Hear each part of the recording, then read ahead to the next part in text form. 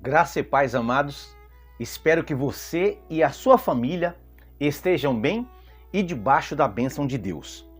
Esta semana nós temos, no domingo que vai entrar agora, uma lição denominada A Sutileza do Materialismo e do Ateísmo.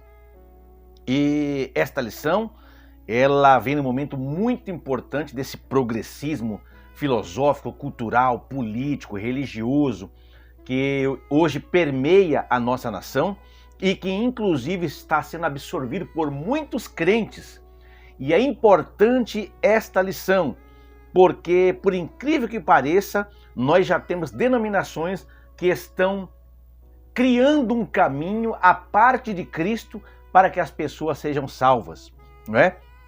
E essa questão do materialismo também, ela tem entrado dissimuladamente, de mãos dadas, com esse evangelho, com E minúsculo, da prosperidade, onde você barganha com Deus, não é? É um tipo de materialismo que ainda crê em Deus, não é um materialismo ateu, mas é um Deus que está apenas para ser nosso garçom, para nos servir mimos, para nos dar presentes, mas sem que tenhamos compromisso com Ele. Porém, vamos nos aprofundar um pouco mais nessa questão do materialismo e do ateísmo, que, por sinal, na introdução da revista, o autor disse que o materialismo e o ateísmo juntos são as duas faces da mesma moeda. Se o ateu ele não crê no metafísico, se ele não crê no sobrenatural, apenas nas coisas que ele vê ou que podem ser provadas, automaticamente ele já é um materialista. Porque ele só crê na matéria, no físico, naquilo que se pode apalpar, naquilo que se pode ver, naquilo que se pode pegar, naquilo que se pode medir, não é? E aquilo que é sobrenatural, que é metafísico, que está além deste mundo, ele não acredita. Então, por isso que o materialismo e ateísmo são duas faces da mesma moeda, os valores são os mesmos. Portanto, eu vou focar no ateísmo, mas quando eu disser ateísmo ou ateu, entenda e enxergue que este cidadão, esta pessoa, esta figura humana chamado ateu, ele já é materialista por natureza. Meus amados, o texto áureo desta lição, ele vai dizer o seguinte, lá em Romanos 1:20, porque as suas coisas invisíveis, desde a criação do mundo, tanto o seu eterno poder como a sua divindade se entendem claramente e se veem pelas coisas que estão criadas para que eles fiquem inexcusáveis. E a verdade prática diz, tanto o materialismo quanto o ateísmo são expressões máximas de um coração endurecido pelo pecado e de olhos cegados por Satanás. A leitura bíblica em classe, como eu sempre aconselho nos vídeos passados e eu faço nesse, é que você pause o vídeo, faça a leitura para que você tenha contato com o texto, um dicionário do lado para que as palavras que você não entender, você possa pesquisar, correto? E também, para quem é novo na fé, possa ir aprendendo a localizar os livros na Bíblia Sagrada. A leitura bíblica em classe está em Romanos, Carta de Paulo a Romanos, capítulo 1, versículos 18 ao versículo 23. Irmãos, esta semana eu vou gravar sobre materialismo e ateísmo 5 vídeos para te abençoar e abençoar também o seu entendimento desta lição, ok? O primeiro é hoje, se possível, gravarei um segundo hoje ainda, né? E o que nós vamos debater hoje aqui é uma parte do ateísmo que eu considero a luta, a briga, o combate, o embate de um ateu, né? E para isso nós vamos tomar como base, irmãos, o Salmo de número 19 e o versículo 1, para fazer um rápido comentário, porque nós vamos dividir em 5 vídeos e eu tenho certeza que você vai gostar e vai te ajudar bastante. E se você gostar, curte aí, compartilhe os nossos vídeos, tá bom? E se inscreva em nosso canal. O versículo que eu quero tomar como base está lá em Salmo 19:1, Deixa eu abrir aqui a minha Bíblia, Salmo 19:1. Vamos lá. Está dizendo assim: os céus proclamam a glória de Deus e o firmamento anuncia a obra de suas mãos. O ateísmo ele é uma concepção que nega a existência de Deus. O ateu afirma que não há Deus e que tudo sempre existiu e passou a existir pelo puro acaso inexplicável. Isso já é um materialismo já. Os ateus nem sempre possuem argumentos filosóficos para fundamentar o seu estilo de vida. Deve-se distinguir, portanto, dois tipos de ateísmo. Primeiro, que nós temos o ateísmo prático, certo? Isso é importante você anotar. O ateísmo prático. Esse tipo de ateu, ele prefere, por uma questão de conveniência, né, e satisfação pecaminosa, viver como se Deus não existisse, tá?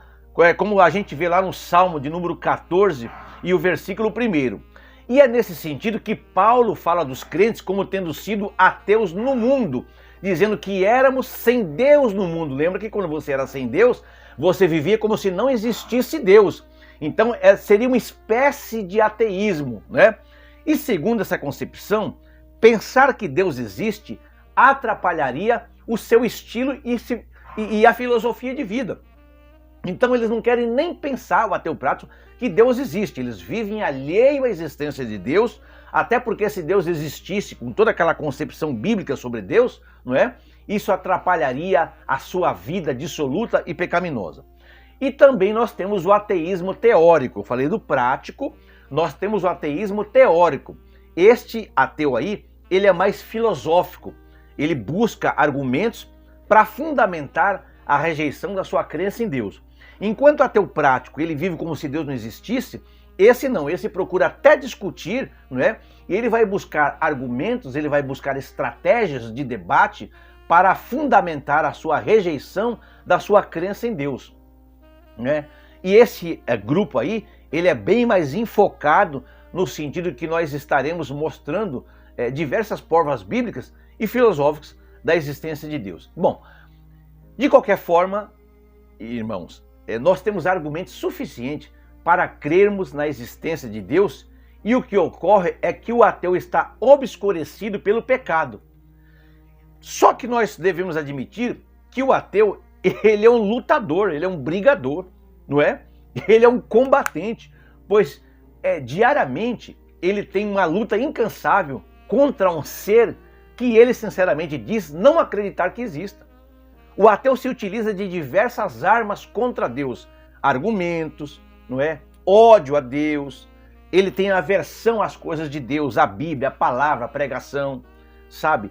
Ele fica envolvido com debate. Então é uma luta sem fim. E o ateu sempre se perde nessa pergunta que eu vou fazer aqui. Qual é a pergunta que o ateu se perde? Se Deus não existe, por que essa luta, não é, para provar que ele não existe? Se Deus não existe, por que eu estou nessa luta incansável para provar que ele não existe? Né? E, sinceramente, a gente não consegue entender o que leva alguém a procurar forças onde não se tem para provar que Deus não existe ou que algo não existe. Então, realmente, será que não existe mesmo? Não é? E se Deus realmente não existe, então por que tanto esforço para provar que ele não existe?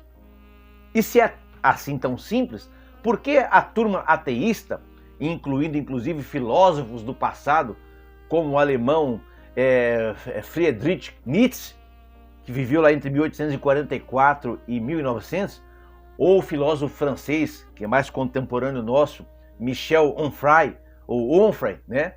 Eles não conseguem definitivamente provar e convencer a humanidade de que Deus não existe. Então, certamente a Escritura tem toda a razão em dizer, não é? Como no Salmo 14:1, diz lá, diz o insensato no seu coração, não há Deus, que eu citei agora há pouco.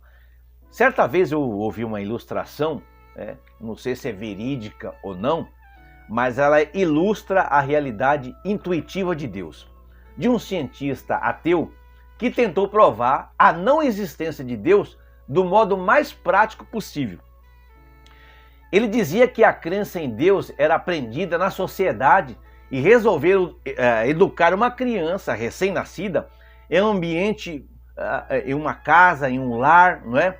Totalmente livre da ideia de divindade, um lugar onde ela seria ensinada, mas nunca ouviria sequer o nome Deus. Então essa criança seria criada totalmente à parte de Deus, né? Desde recém-nascida, não ia ouvir falar nada sobre religião, nada sobre Deus, nada sobre a existência de um ser superior, certo? Então ele resolveu isolar essa criança de ambientes onde recebesse a influência de outros homens. Isso é uma ilustração, tá? Não sei se verídica ou não. Aquela seria a pesquisa prática da sua vida. Os anos se passaram, a criança cresceu e ainda no ápice da adolescência nunca eu tinha ouvido falar de qualquer tipo de Deus. Porém, em dada fase, o pesquisador observou que havia um horário no qual o jovem saía ali furtivamente, saía assiduamente, sempre no mesmo horário. Aí ele resolveu seguir aquele jovem às ocultas. O cientista encontrou ele no alto de um monte prostrado, clamando sobre uma pedra aos céus: ó grande Criador, tu que fizeste todas as coisas, não é? Revela a mim, porque eu desejo te conhecer. Foi então que o cientista descobriu a fragilidade dos seus próprios argumentos. Irmãos, é uma briga, uma luta para o ateu. Estou terminando aqui esse vídeo curtinho. Eles tentam a todo tempo provar que Deus não existe, mas eles não estão convencidos de que Deus não existe, porque eles lutam para provar uma coisa que eles nem acreditam. Ora, se não existe e não acredita, por que essa luta então? Me perdoe que estou gripado. Então, essa é só uma introdução dos próximos vídeos. Nós vamos, irmãos, nos aprofundar nessa questão do materialismo, do ateísmo, e vocês vão ver que realmente quando a Bíblia os chama de nécios e chamam a ele de loucos, a Bíblia está correta. Fique comigo, meu querido, minha querida irmã, meu querido amigo, fique comigo, que daqui a pouco está saindo outro vídeo novinho do forno para que a gente possa passar esta semana até o próximo domingo discutindo esta lição, irmãos, e nos aprofundando nesta lição, tá bom? Um abraço a vocês, Deus abençoe a vocês poderosamente.